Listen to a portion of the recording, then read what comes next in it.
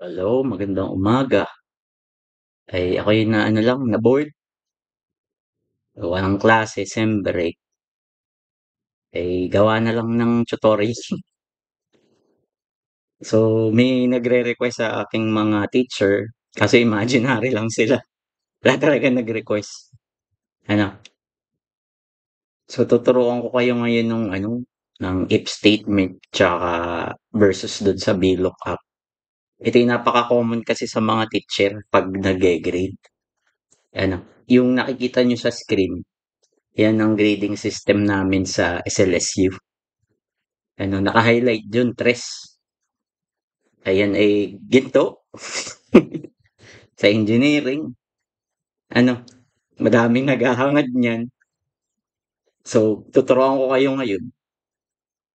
Bahala na pati kayo kung anong gusto niyo approach. Kung if o kaya VLOOKUP. Pero ire-recommend ko yung VLOOKUP. Sa totoo lang. Ano.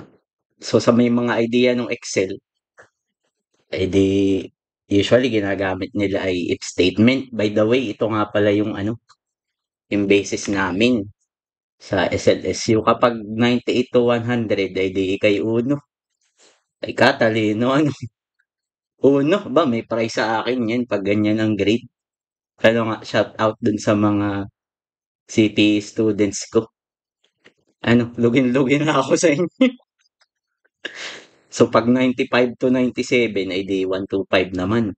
Ito yung nasa university code ng SLSU.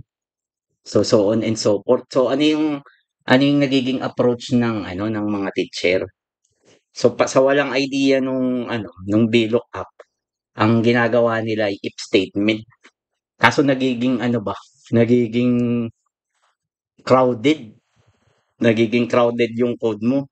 So kung ibibigay natin for example yung 83, di kung titingnan natin yung rating, di kay 225, ay average 2 din. Ano, 83 to 85. Yan ay average student. Itong mga nandito ay ano, mga career na career yan from 1 hanggang 175.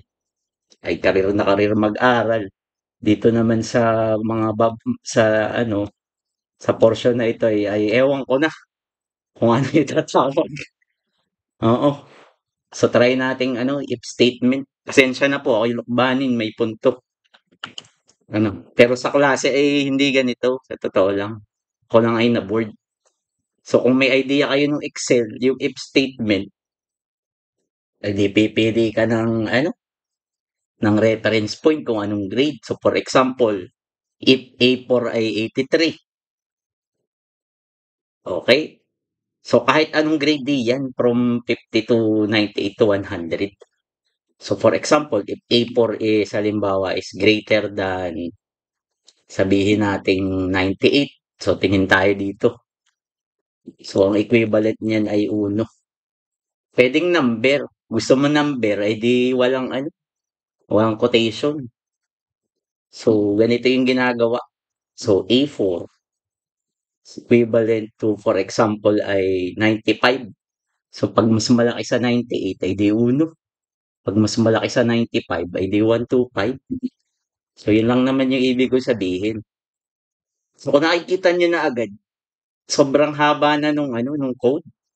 Ay nakakalito ano, lalo na't pag ano malabo na ang iyong mata. Halimbawa 92, ang equivalent na 92 according dito ay 1.5. So yan. So hindi ko na muna tatapusin ano, kasi nakikita niyo naman na ang haba-haba na ng ano, nung code. So ang fallback natin for example, 'pag di niya nakita yung grade, di for example muna ay ano, not applicable. Uy, ano 'to, may virus ata. Yan. So autocorrect na lang natin.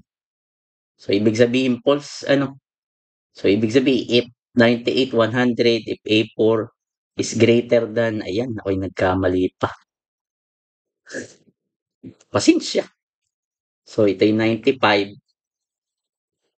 For example, ito ay 125.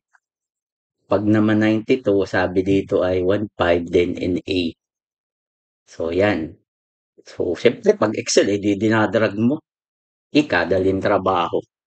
So dun sa code, yung mga hindi nag-e-exist, edi wala dun sa ano. Pero nakikita nyo, ang punto ko lang naman, habang dumadami yung basis mo, ay humahaba din itong code. So paano mo siya mapapadali? So ito yung basis, tapos ito yung code. Usually ganyan ginagawa ng mga teacher. So para mas madali yung equivalent niya. So bibigyan ko kayo ng ibang approach. Abay, talaga namang ito ay hindi to magic. Hindi to magic. Ito ay ano, Excel. Okay? So ang gawin mo, kunin mo lang yung ano, yung lower bound. For example, 50 to 69, ay di 50 lang. Ito, 50. 5 ay ibagsak, uulit ka ng ano, ng isang sem plus 1 year ka na sa amin sa engineering kapag ano, 5.0. So 70, di 4. Bingit, may pa-removal. Ah, hindi matatapos ang sem mo. Hindi ka makakapagbakasyon agad. Then pag 75, eto, to 76 ay 3. Iyon, pasado. Okay? So, papaano natin gagawin? So, kung may basis ka na ng ganito, kung may basis ka na ng ganyan, ano, ayusin mo lang siya ng pataas. Kita mo naman, from 50 to 98, ito. From 50 to 98, yan, pataas. Then, ilagay mo lang yung equivalent. So, mamajikin natin. Bibigyan ko kayo ng, ano, ng choice. VLOOKUP. Ayan, ang ganda. So, papaano gagamitin? D equals VLOOKUP. VLOOKUP, ano? So, sasabihin niya, ano yung lookup value? Ano bang hinahanap natin? Di ang hinahanap natin ay itong A4.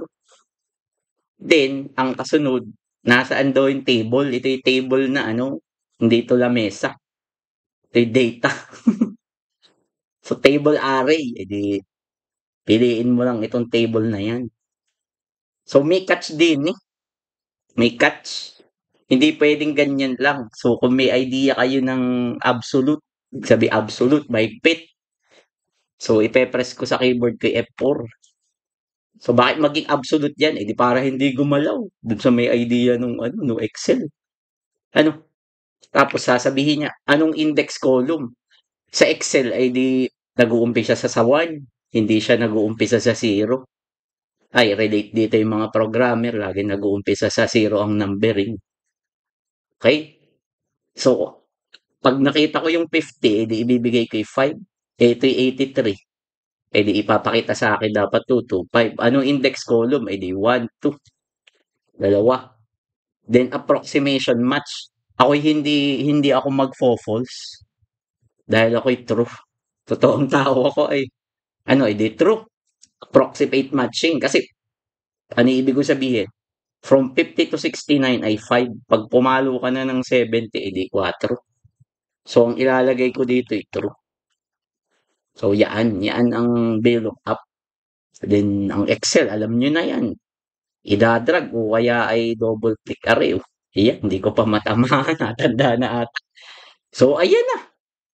Ayan, ang ganda. Ano, kaysa ikay mag-if, ay ikay mag-VLOOKUP. Yun ang aking payo sa mga teacher o kahit sino man. Ako'y na-board lang, pasensya na. Ano, kung gusto niyo ng mga video naman na iba, ay medyo technical. Ano, halimbawa ay data science, statistics. Pero kaya ko naman siya i-explain ng madali. Ay di iyon. Salamat.